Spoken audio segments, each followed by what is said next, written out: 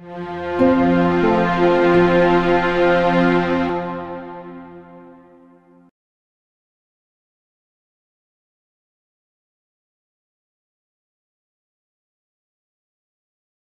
two folks up are our keynote speakers who really need no introduction. I'm going to let them tell their own stories for you. We have Andy Imparato and Michael Gamble-McCormick joining us from DC today. Welcome, guys. So I'm Michael Gamble-McCormick. I currently work for Senator Bob Casey from Pennsylvania, the senior senator from Pennsylvania. I'm his disability policy director. I recently sat down with my son and went through all of the jobs I've had since I was a teenager, and I realized that I can't hold a job because I've had 27 of them. But I've been with Senator Casey not very long, actually since the end of February, the beginning of March. But I used to work for Senator Tom Harkin with Andy, both on his education work and his disability work. And Andy and I also worked together for 2.5 years at the Association of University Centers on Disabilities, which he'll tell you a little bit more about. I don't tend to give a whole lot of my personal background when I address groups, but for this group I will, because of the orientation that you have. So I'm the father of 2 children. One of whom was born 33 years ago and was in NICU for 3 weeks. And while I was already in the special education field at the time, and was probably considered a more radical special educator, it changed my perspective enormously. And I tell this story when I'm talking to groups of families, or especially when I'm talking to groups of young professionals or professionals who are being trained. So when my daughter was born, we were in a community hospital, and we moved. She was born, and she had immediately a set of seizures that were born. So we had to move from the community hospital to the large medical center, and this was in Richmond, Virginia. She was entered into the neonatal intensive care unit, and my wife was very, very tired. It had been a 50-hour labor. So, and considering my age, think about us and the time that it was.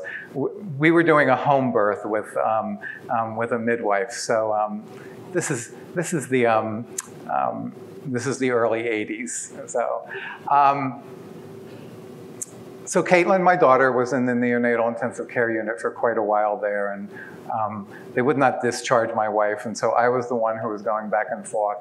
And at one point, I had brought down some expressed milk from my wife to share with my daughter, and I had it in my hand. It was warm. I was in the elevator going down from the 7th floor to the 3rd floor, and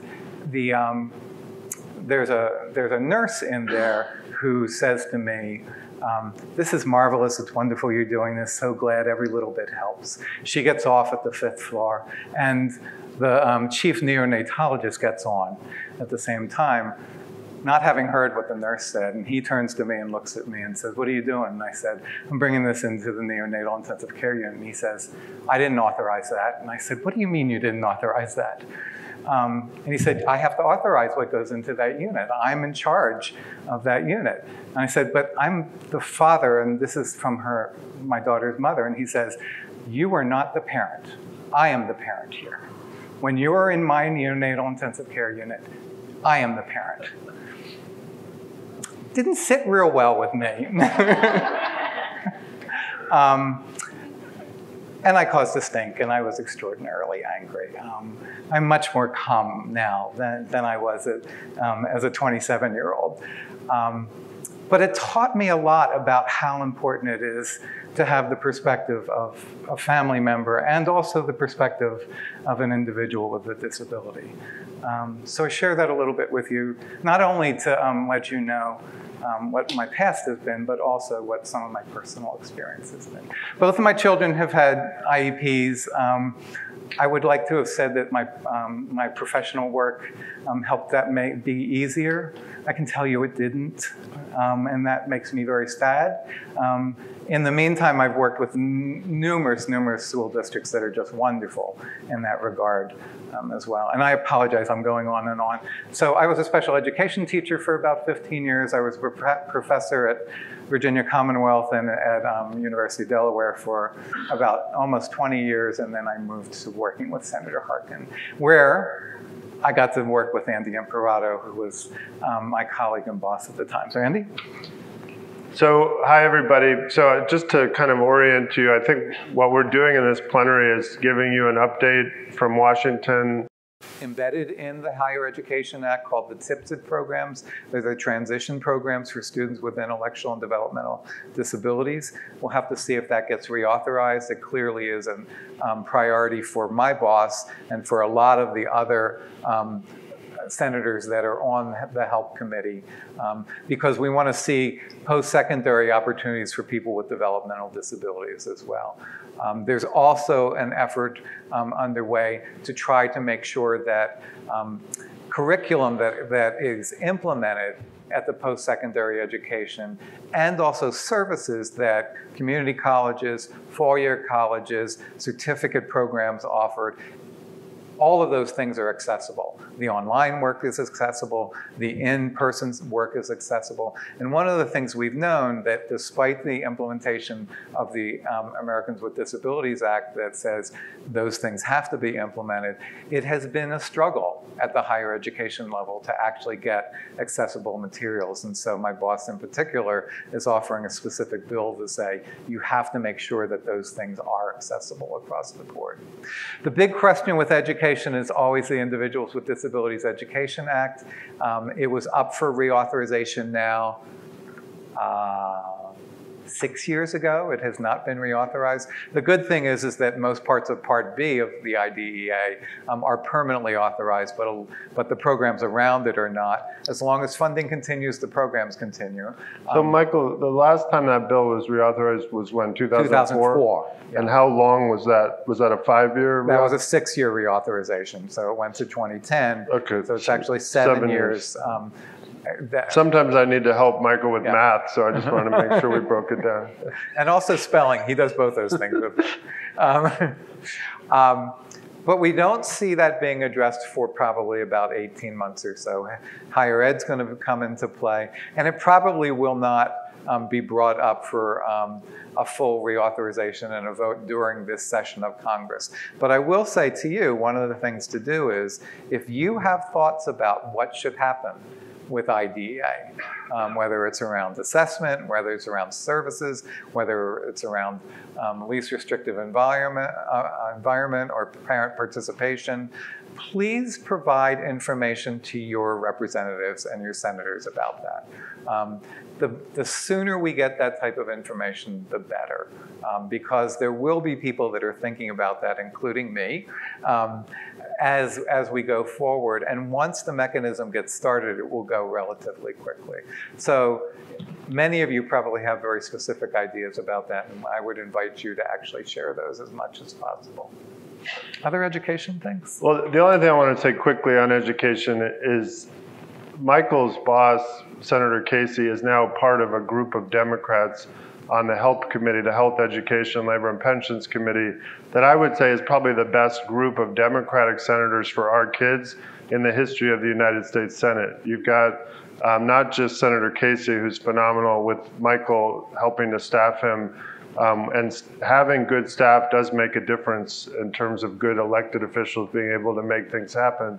But you also have on that committee Senator Chris Murphy from Connecticut, whose wife is a full-time special education lawyer. You have a brand new senator on the committee, Maggie Hassan from New Hampshire, who's the mother of a child with a developmental disability and was the governor of New Hampshire. Who's currently transition age and has great staff. And you've got Elizabeth Warren on that committee, who has a big national platform and is not afraid to use it with a focus on vulnerable populations, including children with disabilities. And was a special education teacher for 1 year herself. And then, the ranking member of the committee who took over from Senator Harkin in that leadership role is Patty Murray from Washington State, who has a long track record of paying attention to public education, healthcare, and access for vulnerable populations. So I know that you read a lot of negative stuff about what's happening in Washington, and as somebody who's been there since '93, I'm blown away at how much attention disability issues are getting in anything that comes in front of that committee. Tom Harkin is gone, but in some ways he's been replaced by 5 senators who are all pushing for attention to these issues. And I would add Tammy Duckworth from Illinois and Chris Van Hollen from Maryland into that mix as well. And I'll even throw a couple Republicans in there. Johnny Isakson has an interest in this area as well and has been a partner often. And sometimes your own senior senator, Senator Grassley, has been interested in disability issues as well, and we are currently working to negotiate with him around a couple of bills as well. So Andy's right. It's a rich environment right now for disability issues, and they realize that it's an extraordinarily important issue, which is another reason why your voices are powerful. Want to move on to healthcare? I think with healthcare, Michael has been in the middle of the fight with Senator Casey to try to protect the Medicaid program and protect access to healthcare in the context of at what is now a very partisan effort to repeal the Obamacare legislation or the Affordable Care Act. Michael, obviously people are reading in the newspapers about the vote in the House. They're reading a lot of different things about what's going to happen as the bill comes over to the Senate. So you're in the middle of it. What is your take on what's going to happen? Well, my first take was if I knew it was going to happen Thursday afternoon, I would have gotten more sleep Wednesday night. Because the result was I didn't sleep on Thursday night. And this is where I tried to be as nonpartisan or as bipartisan as possible. I will say one thing, though, about the current bill that got passed by the House. When you look at it, one of my greatest fears, and I will say one of my boss's greatest fears, is the cut to Medicaid that is embedded in that bill. It's an $800+ billion cut to Medicaid. And what Medicaid does is it makes it possible for many of the individuals with disabilities around the country to live independent lives, to live in their own homes, to get the support they need, and to be able to work and get out into the community. And that's the greatest fear that I have right now around that. What we're seeing is that obviously this bill has passed the House. It will come over to the Senate. I will tell you it won't be extraordinarily fast, because one of the things that has to happen in the Senate is that the bill actually has to have a cost score to it before the Senate can move it forward. Some of you, to get a tiny bit wonky, back in March, some of you may have remembered that there actually was a score that came out. The Congressional Budget Office said it would cost, I can't remember the number off the top of my head, but... well, they said that it would save money, if I'm remembering right, but that it would result in a number of people losing their insurance. 24 million over a 10-year period would lose their health care. That estimate has to take place before the Senate can actually move forward with the bill for all these very technical and complicated reasons. But then that score hasn't come out yet, and it's probably going to be at least a week or 2 weeks before that score comes out. So one of the things you're going to see is a slower process in the Senate. You also will see a lot of amendments, and you may even see major pieces of the bill replaced, because the Senate's a very different place than the House is in terms of moving forward. That is going to mean that it is very difficult to get a health care bill finalized, because whatever changes take place in the Senate are going to have to go back to the House of Representatives. And they have to reconcile and both pass the same piece of legislation. And you saw how difficult healthcare was to come out of the House and what pieces needed to be added to it. The Senate's going to have to make some substantial changes for anything to pass there. So it's going to be an interesting process. If you like the machinations of federal government, it's one to watch. If you don't, you might want to watch a movie. So. But I think one of the things to think about from an Iowa perspective on this debate is you've been through your own challenging Medicaid reform here in Iowa, so you kind of understand what a cost-driven effort to change the Medicaid program looks like. When you take $800 billion out of the Medicaid program, every state is going to be struggling with how to make up that money. It's basically a shrinking of the federal role in Medicaid and a diminishment of the concept of Medicaid as an entitlement, as an individual entitlement. So I think Iowans have a lot to say about how is Medicaid working in Iowa right now that can be an important part of the national debate. Your senators are going to be important participants in the debate. Certainly Senator Grassley, as a senior Republican on the Finance Committee, which is kind of the 800-pound gorilla committee for Medicaid and for health policy in a lot of ways. The Health Committee thinks that they're important on health policy, but the Finance Committee often ends up, but put it this way, the Finance Committee is the one that votes to confirm the Secretary of Health and Human Services, not the Health Committee. Right. So Grassley is very important. Grassley has a history of trying to be a leader and being a leader on disability issues, especially with the Family Opportunity Act. He was a leader on Money Follows the Person. So I think that there's an open door with him, with the disability community, that I think is important to cultivate. And I think the hard thing for parents and for people with disabilities in this debate is how do we do this advocacy paying attention to long-term relationships when it's about life and death? And what I'm seeing in Washington is people going to DEFCON 1 very fast on this issue. The rhetoric is very heated on this issue, and it's hard to kind of go into a conversation with a Republican senator if you start out by saying, if you don't support my position on this issue, my child is going to die. And I get that that's real, and that's what people are feeling. But trying to get that balance where you can have a relationship at an open door and deliver a strong message on this issue is going to be a real challenge. And I think the House members are going to continue to feel heat for their vote on this. The senators are going to watch the reaction to the House vote on this.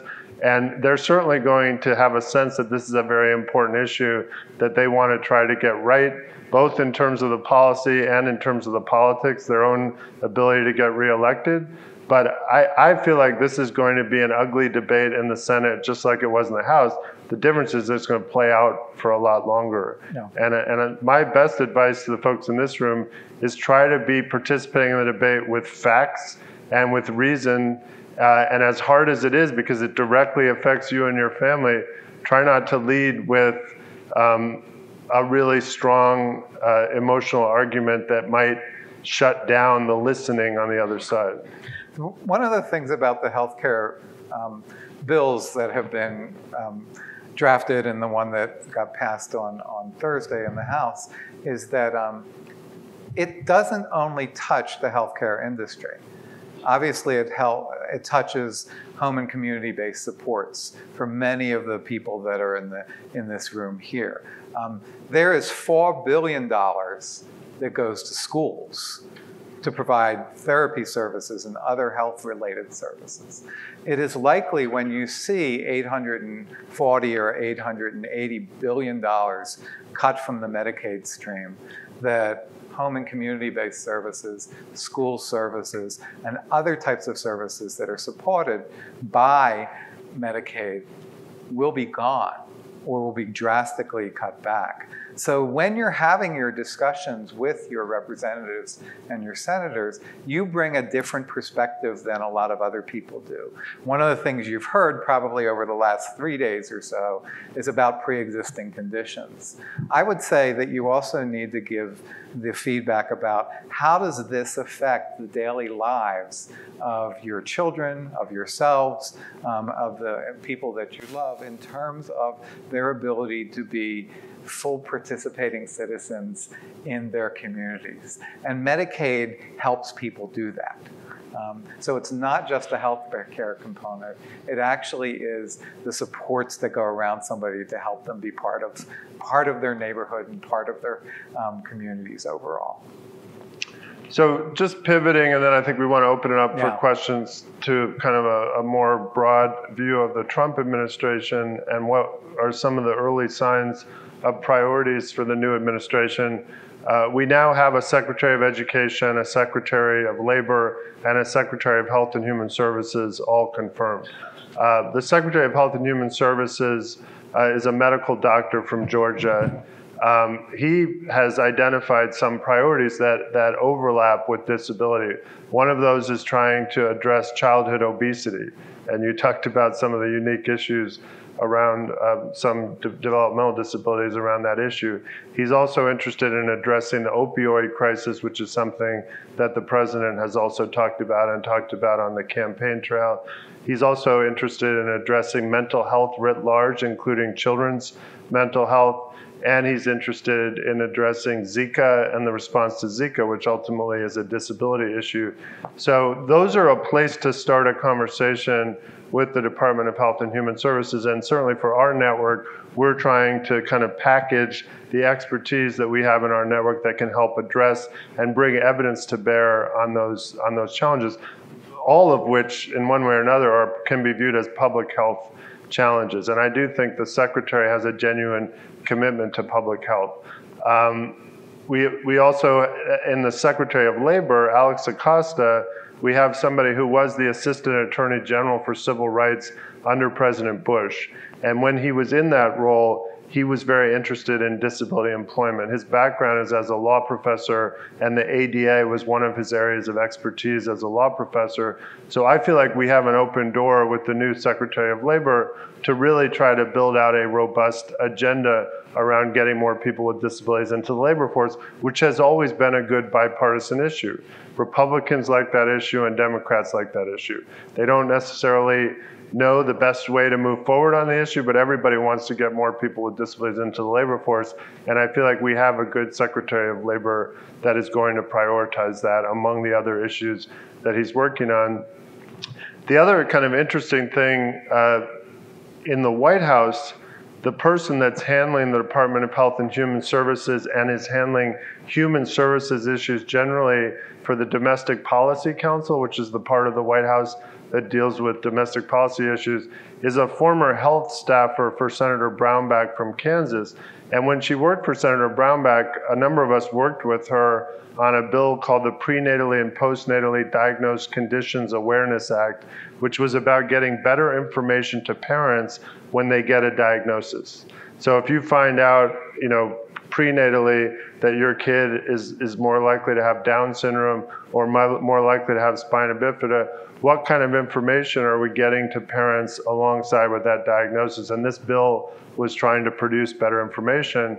I had a very good meeting with her a few weeks ago, and I think she's positioning herself as a disability liaison for the White House. And her name is Katie Talento. It was Katie French when she worked for Senator Brownback, but she got married. But I'm hopeful that Katie is a place that we can go to make a difference on the margins where we see an opportunity that the administration can get behind. The Affordable Care Act repeal is not where I would start with her, because that is a very partisan issue where the president has staked out territory, the leadership in the House and Senate have staked out territory. But as the bill moves along in the Senate, again, in the margins, there may be opportunities to impact what the final bill looks like. But I do think things like disability employment, some of the public health issues that I mentioned are all issues where we have an open door with this White House. She also acknowledged to me that the president needs a disability agenda. He needs to articulate an agenda for people with disabilities. And my hope is that we will see something emerge between now and the ADA anniversary, which is often, we call it in Washington, a policy-inducing event. You know, typically a new administration wants to do something around the ADA anniversary, which is a very bipartisan piece of legislation, and it's a good opportunity for the president at the president level to talk about his agenda for people with disabilities. So do you want to stop there and open it up for questions? Let me do one more thing. I will be a little less generous than Andy has been about the Secretary of Education. I actually didn't say anything about her. I know you didn't. You were generous about the other secretaries. It's been hard to get responses from her at this point. It is very clear that one of the things that will move forward out of that particular agency over the next 12 months will be a bill that will allow portability of dollars to go to private schools. I'm going to put forward a perspective here that is my perspective. I am not speaking for my boss at this point. What we've seen around the country where states have done this is that people with disabilities, students with disabilities, tend to lose their due protection rights when they take those dollars and they move to private schools. I think that that's a huge mistake, and we need to be vigilant about that. So as that type of legislation moves forward, I would say to you, pay close attention to what portability means in taking those dollars from the public system and moving to private schools. If you lose or relinquish your due process rights, it means that you have no way to go back and say that I need OT, or I need speech language pathology, or I need a special set of services. It is a clear agenda from this administration, particularly from this secretary moving forward. And they have identified buckets of dollars to actually do that work. So I do expect that we're going to see that move forward this year. So questions or comments from the audience?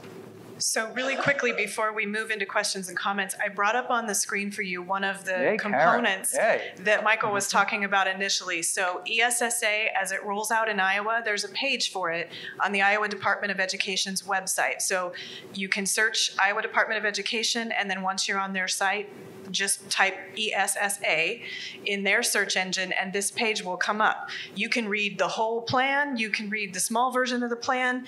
You can read all the comments so far. And I believe there's even a link on there still to be able to make comments and to see where the meetings are happening around the state about it. Our application is a fall application. Great. But then they're going to be working after that to revise it from there. And I can tell you that in some of the meetings I've been in, and then some of the meetings that some of the family leaders that we work with have been in, they've given feedback to Deputy Director David Tilley, and the next rendition of the plan has some of those suggestions and feedback components in it. Yay. So they're listening. They want to know what you think. And so this is a great page to go to. So Andy and I can talk nationally. Ask Resource Center is where you go for the Iowa stuff. Thank you, Karen. Question with the Medicaid. Sorry, I guess I do have to talk to everybody.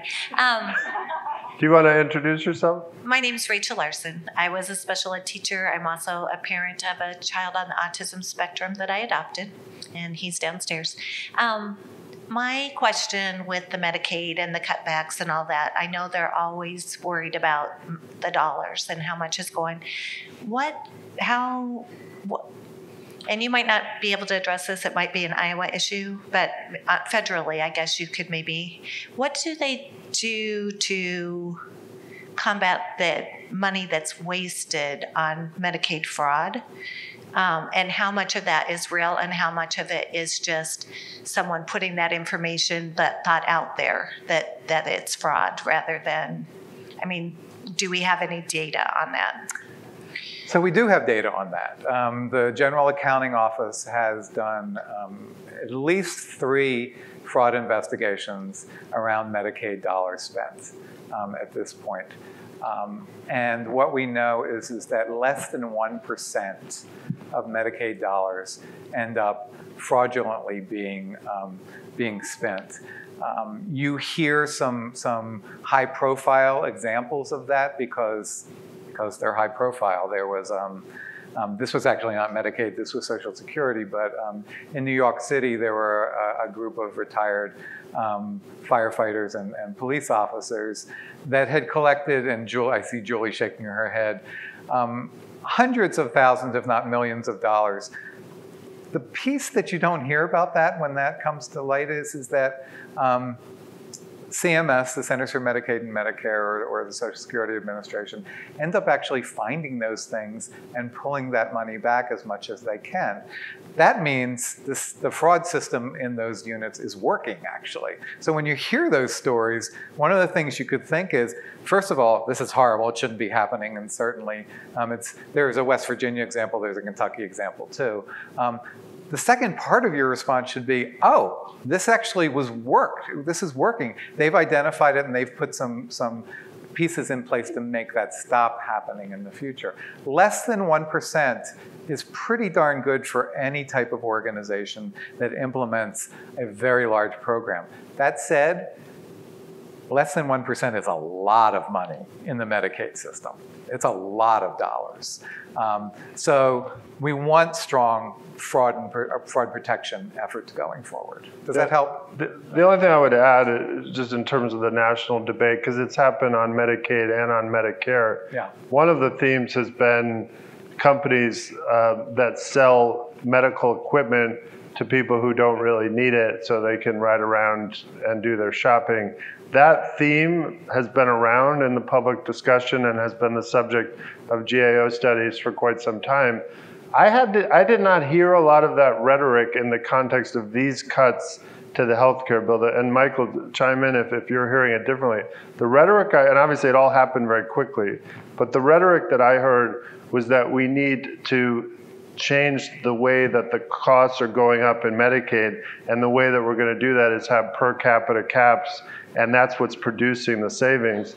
I did not hear a lot of arguments about fraud. Where we still hear a lot of fraud arguments is on the SSI side, right, and the SSDI side, where people are worried that people who don't have legitimate disabilities are somehow gaming the system to get benefits. Again, there's not a lot of good evidence that that's a widespread problem, but that's a widely held belief among Republicans in the House and the Senate. I think when Andy and I were working for Senator Harkin, one of the things that we would often do, no matter what we were working on, is often from the other side of the aisle, we would hear them say fraud, and we would say, sure, let's put a clause in to say, absolutely, we'll look at fraud and we'll do fraud prevention as well. That's not a bad thing ever, to do that. The question is the level of intensity, and with all the programs Andy just mentioned, the numbers are really, really low in comparison of the implementation of these programs.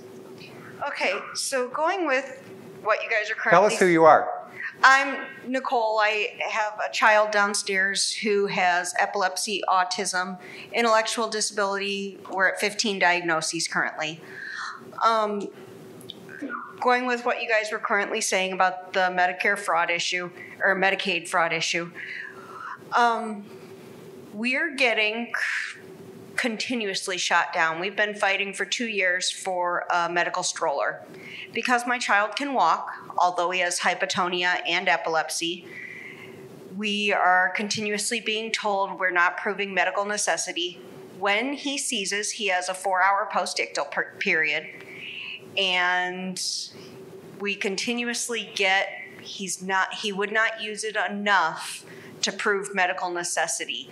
He would have to use it the majority of his lifetime, so over 51%.